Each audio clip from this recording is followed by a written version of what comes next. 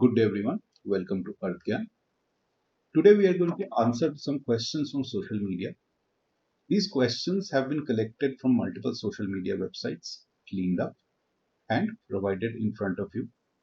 The purpose of this video is to give you a framework which will help you analyze such questions if they arise in your life. None of this is investment advice and I am not asking you to buy, sell or invest in any security or other investment. That being said, this is a new channel with very small number of videos and I'm just getting started. If you like the video, please press the like button, leave a comment and subscribe to the channel. Let's start with the first question. This is something that came to me I think last week. Here we have a person who's living in Europe, they're an NRI and they wish to invest in Bangalore by buying a house. This is a 1 crore apartment which is under construction. Some of the details have been presented and they are essentially trying to understand if this is a good idea or not. Let us break this down, how to approach this problem. First and foremost, the most important point here is affordability. If they can afford this particular property or not. This being an under construction property, they do not have to shell out the entire amount at one go. This is extremely important. The payment will be spread out over, let's say, couple of years. They have not exactly specified for how long, but let us assume it's 2 years. And for the sake of simplicity, we will assume that 50% of the payment has to be made now and 50% has to be made later. Now this person wants to take a home loan. Banks in India typically give a home loan of around 75% of the value of the property, no more. So if this is a 1 crore property, so they will have to shell out 25 lakhs from their own pocket and the remaining 75 lakhs will be. That's how the math works out. Here we have to keep in mind one thing. Since they're living and working outside in India, they actually stand to benefit from rupee depreciation against the euro. I'll come to that point later in the video. Let's set up this framework. So what we are going to do is I'm going to show you some very simple calculations so that it is easy for you. 75 lakhs of loan. We'll assume 9% and 15 months. It will actually be less than 9%. Banks are typically giving 8.5 to 8.8 depending on the CIBIL score. But let's keep 9% because that helps to keep the calculation simple. So a 70 lakh loan at 9% for 15 years has an EMI of 75k. Here we need to keep in mind that this EMI will go on for 15 years. Of course, they have an option of repaying, but that is a different point. I'll come back to it later. Now, if they're paying EMI of 75k, how much is the down payment? Down payment would be the remaining. Since it's a 1 crore house, the down payment is 25 lakhs. Where does the down payment come from? That's the first point. Now, this person has said in the question that they have some amount of savings left, but they have not explicitly said that they have 25 lakhs available with them. In fact, what they have quoted a figure of only 6 lakhs, and this is a fairly small amount given the requirement of 25 lakhs. So it is likely, and we are going to assume this, that they will require this down payment to come, the extra amount to come from somewhere else. Here, a good option could be borrowing from family. For example, he can go to his parents, and most Indian parents we know would be most happy to help out in case the child wants to invest in property, that too in big city. What the child should do in case they want to go through this particular step of taking help from their parents, let us say they out of this 25 lakhs they take 10 lakhs support from their father, right? Father or mother, whatever. So that is 40% of the down payment. So the right thing to do at this point would be at the time of registration of this property, since the father has pitched in 40% of the down payment, it will be a good idea to write 40% of the share of the property in the name of the father. That would be our recommendation. This gives the father, basically the parents, a stake in the property, and that gives them the comfort that they have created an asset together with their child. Now, was the down payment. Once the down payment has been funded, now we have to come to the EMI. But here we need to keep in mind that there will be two cases. Like I said, since this is an under construction property, this amount does not have to be paid immediately. Let's take the first case where we say that the only 50% is going to be paid now, today, at the time of booking of the property, and 50% will be paid later at the time of occupancy certificate application. These are simplified numbers. It could be anything 30, 40, 30, or it could be 50, 30, 20, whatever. But we'll keep 50-50 for the time being for the case one. Case two, we are going to assume the entire payment has been made today. That will be the worst case scenario in terms of arranging the finances. So let's start with the 50% case. Case one, 50% of the amount has to be paid now, which means that they'll have to arrange for 12.5 lakhs. Okay. This I would recommend that they take from their own funds. 12.5 lakhs they spend out of their own pocket, give it to the builder. The builder gives them the builder buyer agreement, and the property is registered in there. Not registered, but the builder, from the builder's perspective, there's a license to sell the property to that particular buyer. Now they will approach the bank and apply for the 75 lakhs of loan. Like I said, 75K will be the EMI, but the entire EMI will not start from day one. There are two bits. One is they're not taking the whole loan, that will be taking one half of the loan. So the EMI will actually be half of, since the loan will be half, the EMI will also be half. Here we need to keep in mind one thing, that most banks offer something called a moratorium on interest payments when the house is under construction, which essentially says that, let's say they have taken 20 lakhs of loan. On this 20 lakhs, the entire 20 lakhs has not been disbursed, 10 lakhs has been disbursed. So on this 10 lakhs, they don't have to pay the entire EMI. They can actually pay the EMI on 10 lakhs, which will be 10,000. Or even better, they can pay only the interest on this 10 lakhs. And the principal can be started once the house is actually delivered and registered in the buyer's name. We will take again the tough situation where we say that the EMI of the disbursed amount starts immediately. So what we are going to say that they're going to pay 12.5 lakhs rupees out of their own pocket and 37,500 of EMI. This is case number one. Case number two was the tough case where we say the entire 25 lakhs has to be paid out of their own pocket as a down payment, and 75 lakhs loan, which is 75K of EMI. So this starts. Now let's look at the finances of that particular person in the tough case.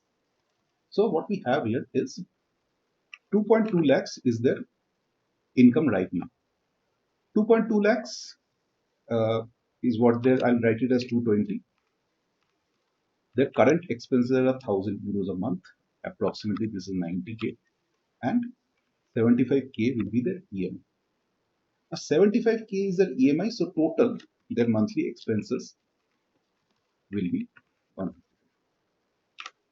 right?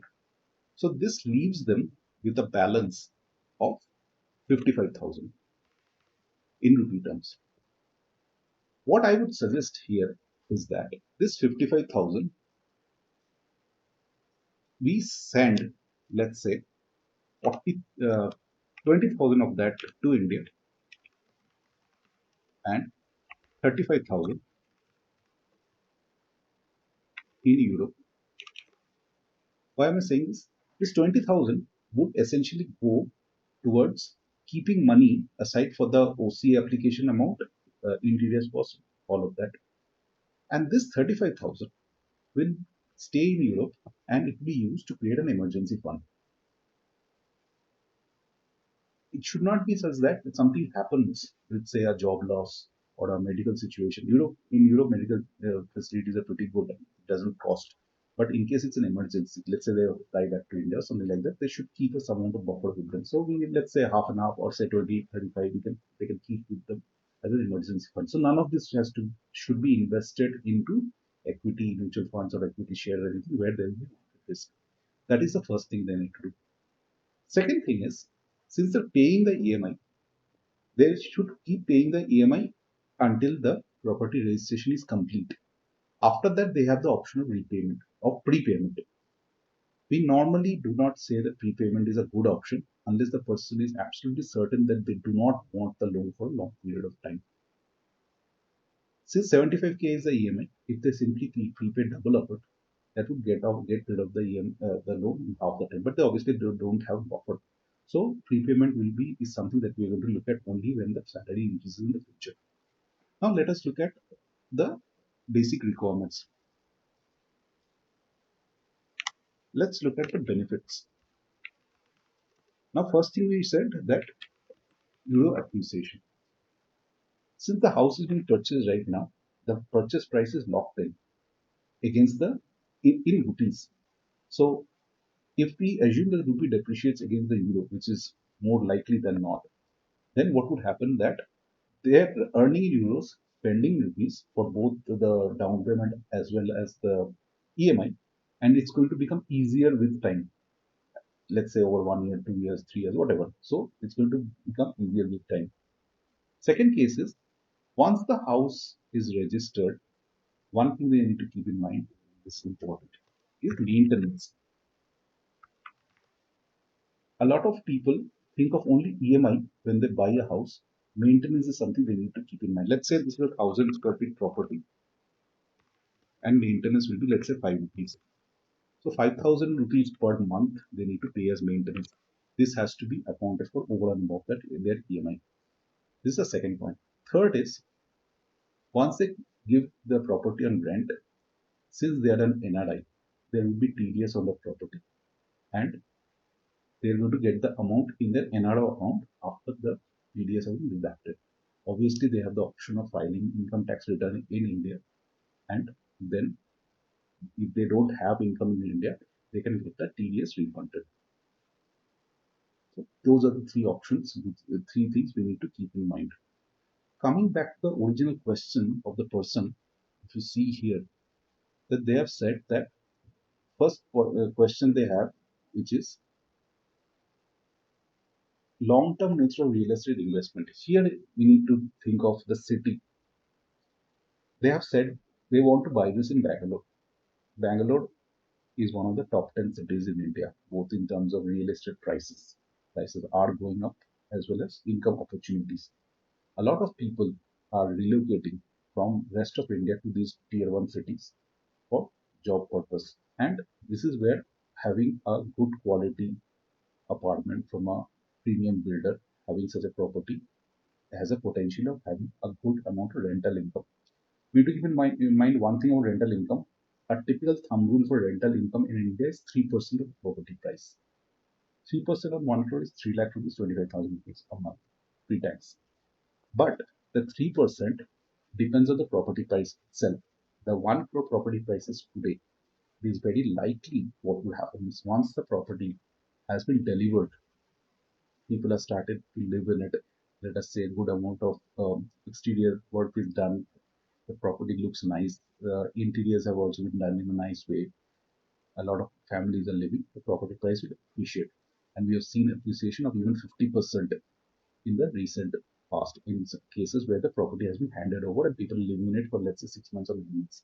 So if we assume that the property price goes up by 40%, that is from 1 crore to 1.4 crore, the same 3% would apply to it. The rent actually jumps from 3 lakhs to 4.2 lakhs. So this is where if we calculate based on the current price at which the property is being sold, the rental yield becomes 4.2 lakhs. So this is important. What would happen is the EMI stays constant. We are at the end of the interest rate cycle. Interest rates are expected to go down right now in India. Let's say in a few months, because already the Fed in the US have started rate cuts. Interest rates will go down. The property as it comes closer to delivery and it gets delivered, the property valuation will go up, rents will go up, and slowly the overall yield of the property will increase. Rents will go higher, EMI will go down, rupee depreciation against the euro will happen, and their income will go up. So four things that are working in favor here. Obviously, maintenance will start, but maintenance is not much. Like I said, it's only 5,000, 6,000 rupees a month after the property gets delivered. So all of these are good factors which support the person's decision to buy the house. The next is stretching themselves. Here, this is something that could be a matter of concern, but I did say that they start investing a small amount of money in, let's say, arbitrage or liquid mutual funds in India. Let's say 20,000, 30,000 a month, and they increase that amount based on their income growth. So that will create a sort of cushion. So overall, if we look at all the aspects here, this is a good decision, and they should invest this way and take the property which is under construction. One concern which would arise here automatically, since this is under construction, what if the property gets delayed? There are multiple things to keep in mind here. First of all, it's a good idea to buy property from listed, that is from the builder is listed in a stock exchange in India, premium, so that there are good number of investors in the property. Such builders would typically not delay. And even if they delay, the delay will not be massive. Even if the property gets delayed, the only thing that's going to get delayed is the rental income. But price appreciation will happen with time. Let's say the property gets delayed by a year. The price appreciation will still happen. The rental income will come 1 year late because they're not living in it. But the moratorium that they agreed with the bank will likely continue. So that's a good thing. So they're not making financial loss per se. It's just that they're going to lose the first year's rent if the property gets delayed a year, which might happen in some cases, but not in all cases. So that's something that we need to keep in mind. Rest is once it gets delivered, they have to do the interiors in such a way they attract um, family or whomever who want to pay that good amount of rent. So do the interiors properly and then get started with the investment. So, and when they come back to India, in case they want to live in a city like this, it's a good option for them to themselves move in and start living.